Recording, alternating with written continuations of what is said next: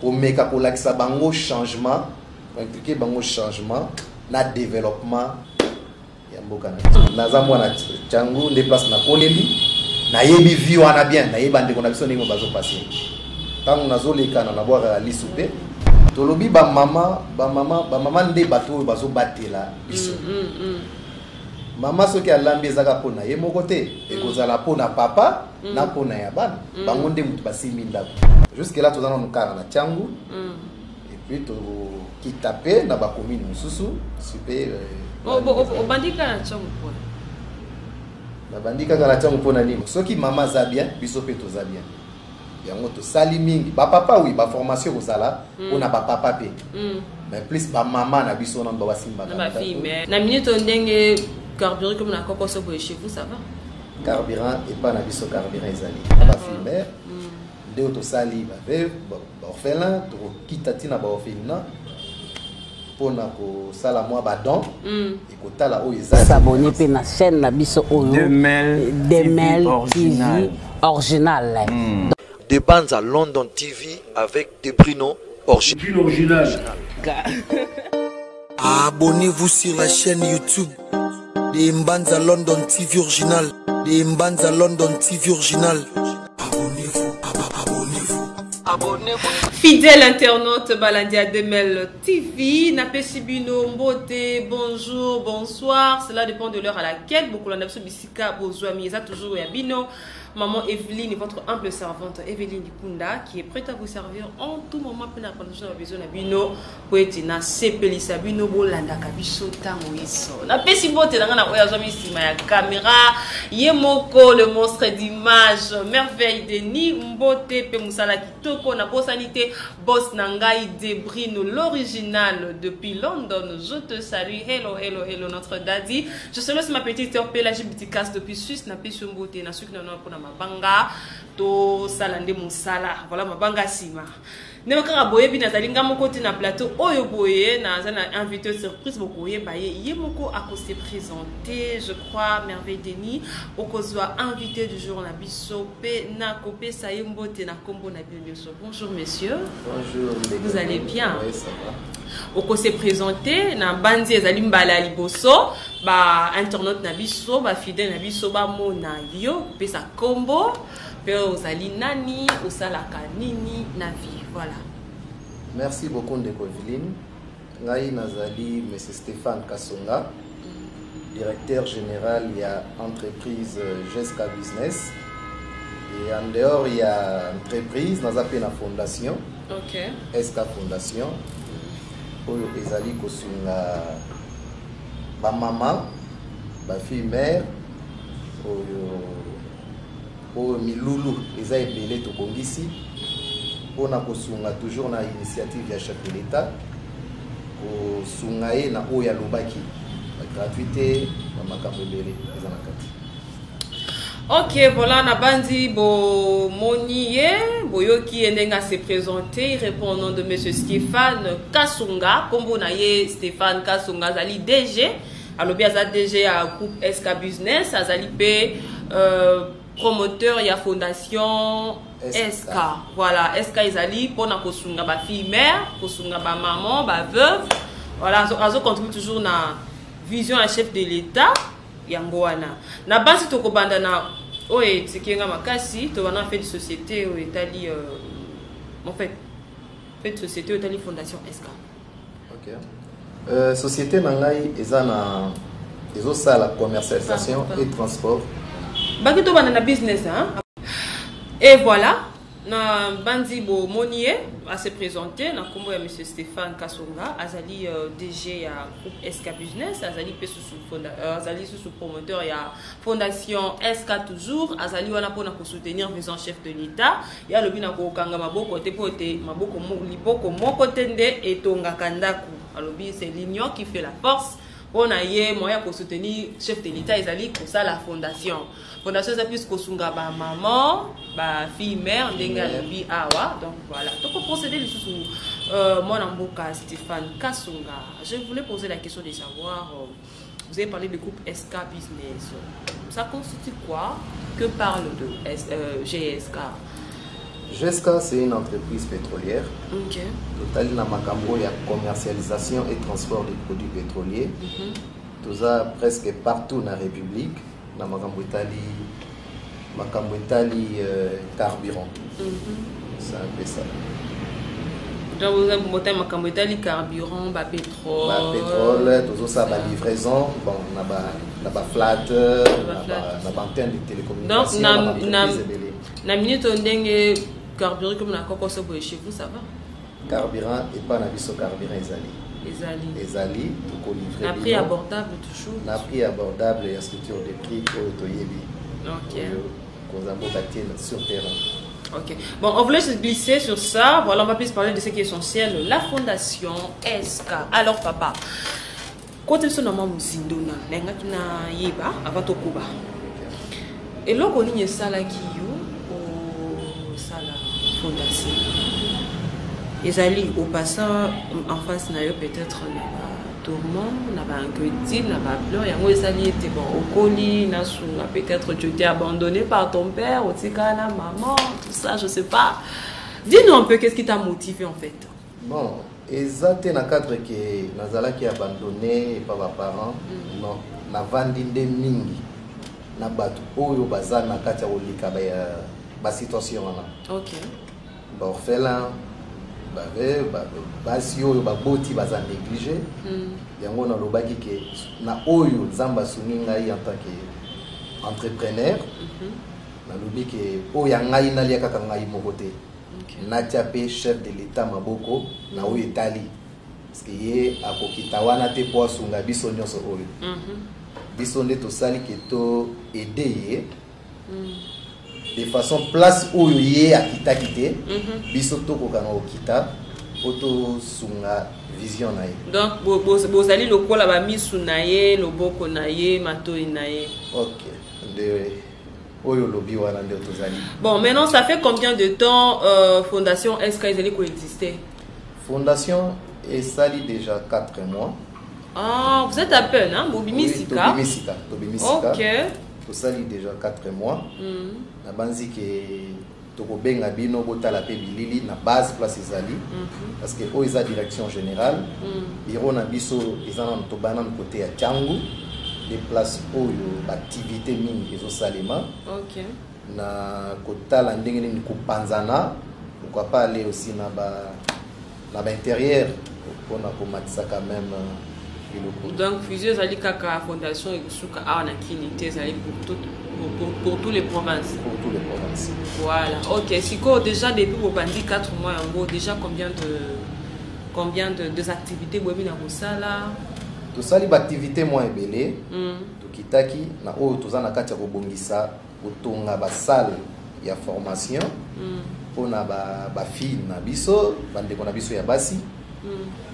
Pour troyer déjà il y a un microcrédit na ba mama oyo bazana makoki te déjà balembi bazana na kati ya kokoka ko sala te to pesa bango moi crédit et puis omeka ko lakisa bango changement impliquer bango changement na développement ya mboka na biso. Ok, voilà. On a pas dit qui tengue à lobby.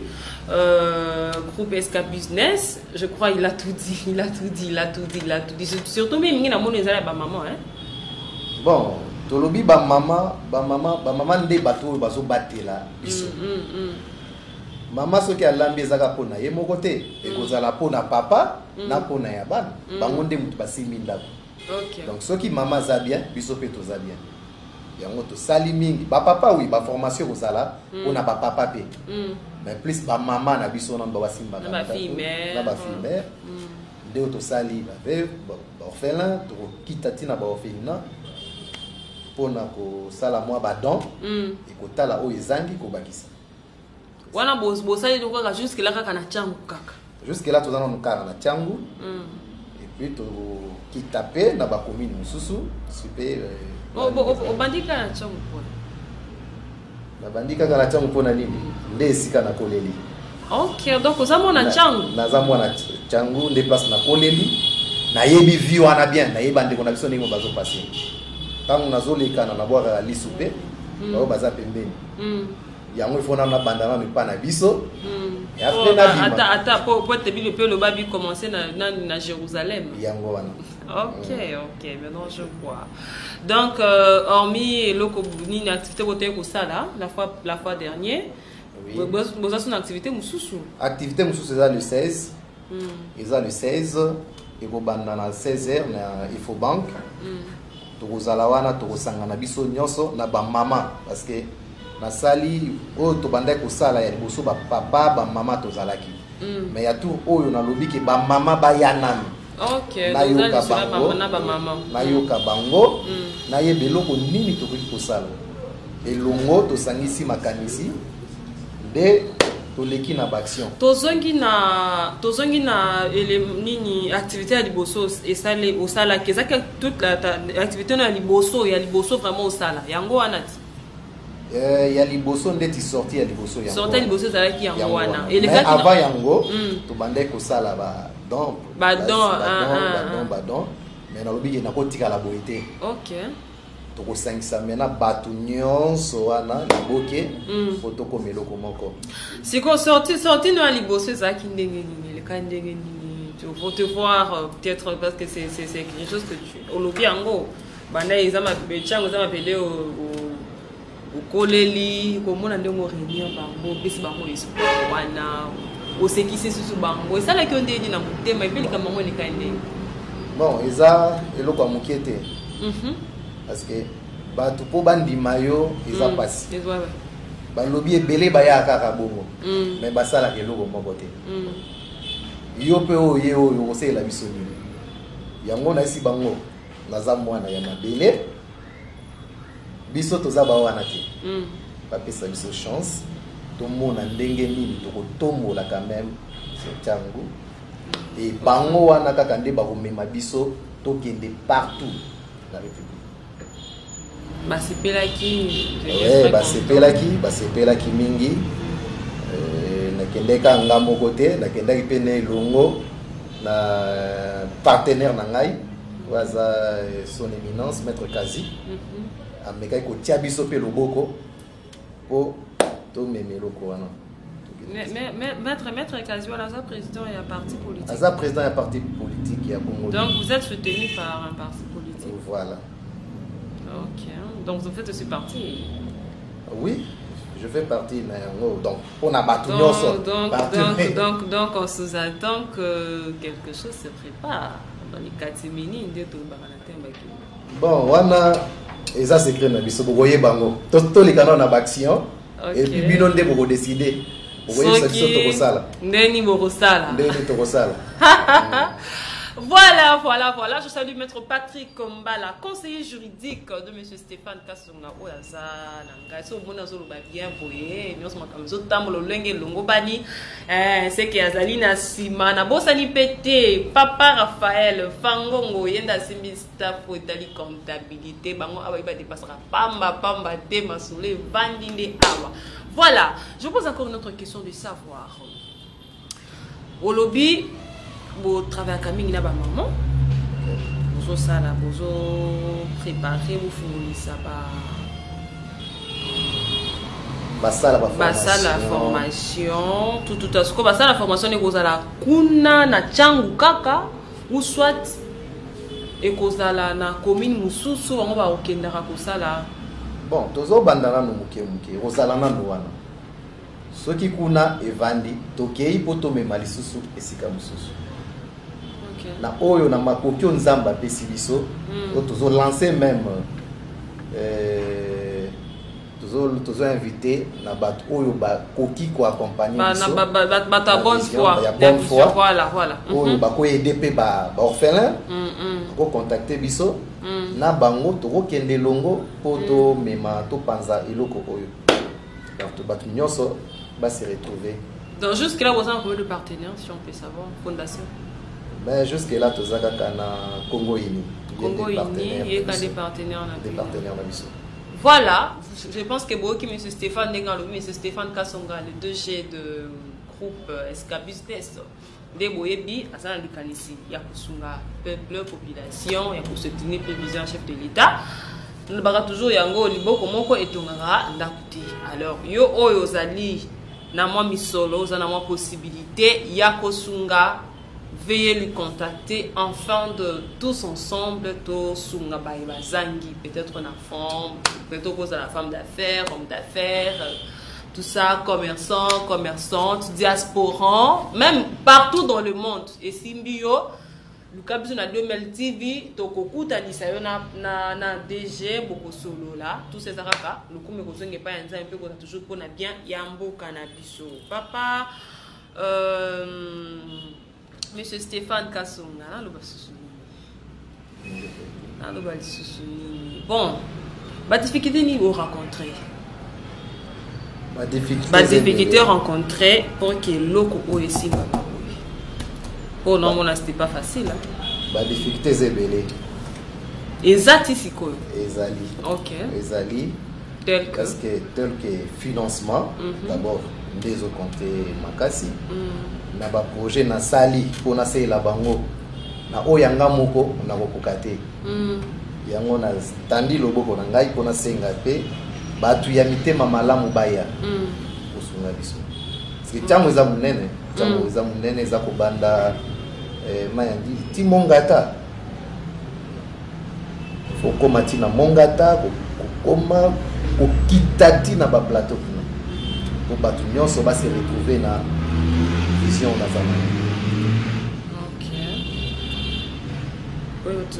En fait, quand un peu retourne na fondation na bino, na fondation ce qui monte peut-être à l'obike à attendre loboko à contacter na koleka ndenge ni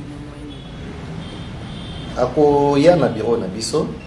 Bon peut-être OK, vas-y. Bureau na biso et puis numéro na biso to kopesa yango. Numéro ezali na kopesa yango 039 0999 26 28 66 09 99 26 28 66. Page nabiso ya Facebook eza SK Fondation. Déplacer beaucoup pour mon nababili nabiso eza déjà wana pour vérifier l'information. Na Itali société, nous avons un site web jeskabusiness.net. Ndé beaucoup contacter bisos pour la livraison, koye banyon so Italie Jeska Business. OK. Sinon on va aussi sur descente il y a oui balé zali wapi. Descente ani balé aux entrées Infobank. Entrée Infobank. Ceux qui vont komi wana bomo na bashi moko komi batu baza déjà wana autour na place yo SK Fondation sala mululu. Bakola Kisabino et Sikawa. Heure du début ezali. Et aux alma 16h. Au banda à 16h jusqu'à quelle heure? 16h tina 18h juste au kata. Batu bazomi na misala na ba. Une fois yo ki bienté au kenan hôpital aux premiers soins. Après bengi biso nde to kiti pour total eloko ni toko sala pour na santé. Eza na 4 wana. Eza na 4 wana. Si konanga kina yeba olobi ke boza na ba action. Nan mosali ye sortie officielle. Ce qu'on sortie officielle à Mozaka. Déjà ils ont la date déjà et comment mieux soit nan nous réfléchir sur yamote. Nanu to tie date té mais toko tia tam toko tia toko zongela bino. Oh c'est la seconde. Oui, que est-ce que la fondation est loko moko ya nzambe? Ya nzambe. Bon mon qui sorti officiellement nous célébrité mais bazolo belango déjà. Rapport ya ba action to sali déjà na kati. OK. Sali action ya moins belé. Et sortie officielle au senga peke moi milulu ezala ya bien. Parce que sortie officielle tozo sala ngo ke non to vandisa na no maloba o to lobi o tozo la kana bato ezala kaka maloba te mais ezala action o lobi ko hôpital yango o lobi ke salle ya formation yango microcrédit ba mama bango wana bazo teka ba mapa na bango bazo teka iloko ba moni oyo bakoli sanda. C'est à ce moment-là que tu as sorti officielle. Voilà, on a suivi le DG Stéphane Kassongo. Comment est-ce qu'il il a parlé de sa vie, il a parlé de sa fondation SK et puis de ce business na EPG SK Business. Voilà, Tolandien a beaucoup mingi ni nezala ki souci na ye, le pourquoi à Salisi Fondation wana bomoni et ni le koni emotiva qui est à Salisa à possible peu ba détail peut à promettre bino makambo ebele na bandi. Il était sincère envers nous, envers vous, nos fidèles internautes. Je n'ai pas dit que donc comme il a souka la pesi mbote nangana oya soit azoma kisima ya caméra na kombo ya Denise merveille ce qui bomoni ba image ya boya kitoko boye ba tezala kindeye wana abana ki koza bilili na bosanité balobi ezali na le jeune DG oya kangi lubumba shimobimba na ezana le jeune DG oya kangi lubumba shimobimba abiyende chaleur yende babiso kutena nzela kimia po eza yakobeba le DG Ben Ngoyi, le DG de l'entreprise Premise Trading na Lubumbashi balobi yende asimbi masolo na pesi mbote na partenaire na ya kin Madame Soraya Kasonga maman na simbi accueil donc ceux qui vont une fondation GSK ils ont résisté bon mon boy ba te na simba balobi yende maman Soraya Kasonga asimbi masolo surtout côté finance ba bikuna basakana te we bien yenda za kuna Madame Soraya na pesi mbote pour la confiance Nabino Bosali na 2000 TV. On espère encore de grandes choses. Je reviens encore sur le même Patrick, comme ce maître Patrick Mbala. Il est le conseiller juridique de monsieur Stéphane Kasson. On va me dire que le bana boké biaza na pona kulanda mama boité keba ba voisin ba chelito ba simi adamu davi ba simi bik ba zela. Déjà le baba le baba pour ba côté ça même aujourd'hui c'était pour ngana zana et puis mon sala quoi. Donc voilà, restez branchés, connectez-vous ne serez pas dessus, abonnez-vous sur notre page notre page YouTube 2000 TV au Bozona Ngasika Oyo. Nazo mususu makoloba été bokandenga lobaki liboko moko etonga randa kuti. Alors on a besoin de vos soutiens surtout financiers pour accomplir le promesse, pour accomplir le parole. Voilà. Numéro à téléphone était juste plus 243 99 92 62 866. Je répète encore plus 243 99 92 62 866. Page Facebook Bezali. Ils ont un combo ya SK Fondation. Donc, wana okomona ba bilili nyonso ndenge le kaka, ba information nyonso ezakuna ba activité nyonso basi basala, ils ont une image vidéo bokomona nyonso ndenge le kaka. Et puis toza pe na adresse. Adresse ezali, toza na adresse na Efobank. Toza na adresse na Efobank et puis toza pe na bureau mususu na Mouchi, donc voilà. Ce qu'on bengi au ba détail nyonso, nous ils ont vraiment très bien structuré. Ils ont été que au basa pour na escroquer ceux qui n'étaient, ils ont vraiment bien structuré. Azana pour na kusunga mboka naye. Alors vous les gens de bonne volonté, de bonne foi, venez nombreux pour na soutenir mon mboka Stéphane Kasonga. Voilà. Le DG Ben Ngoya. Bon côté papa, yo mo kuna luguma soto mo jema solo ndenge zo salema, biso toza koto to travailler kwa na kinto kanga changu na ndenge mo kwa kusakana te. DG Ben Ngoya ngana yo kaka. Basinga bike o sala musana lugumba shina ndenge mo sakana te vie le jeune DG. Donc mon amuta a jeune mais a okunza, a jeune mais a okamba. Et puis ça me mutunyo sote. Voilà, je te laisse ma copine Christiana Lema, mère de 3. Je te salue, de gros bisous à toi. Bisous, bisous, bisous. Voilà. Il y a Enis Lelo. Na fait si on vote, hein? Les qui n'ont tenu vers le gars, allez là, yo mingi. Pour façon, tchanga va signer à l'objet. Ya, kobo, ça n'a été, boaka. Voilà, dans un regard, on va biquer. GSK et ça n'a pas ça nabino. SK Fondation a besoin de vos soutiens, nos diasporas. Par exemple, na posa na bino pour na kosunga chef de l'État, pour na kosunga population, baza vraiment na posinga na bino. Na bandi boyoki ndenge alobaki. Yangote. Voilà, restez branchés, connectés, partagez, aimez, abonnez-vous massivement, vous ne serez pas dessus. Là, c'était votre humble sœur Evelyne Likunda, votre présentatrice. Ya chaîne Nabino 2000 TV au Bodina Kamingi. Botika na kimia na Yesu. Kane na lobarasu kinza pas unité. Tukutani mbala simati. Hein? Au prochain numéro. S'abonner à la chaîne Nabiso Oyo. Demel TV original.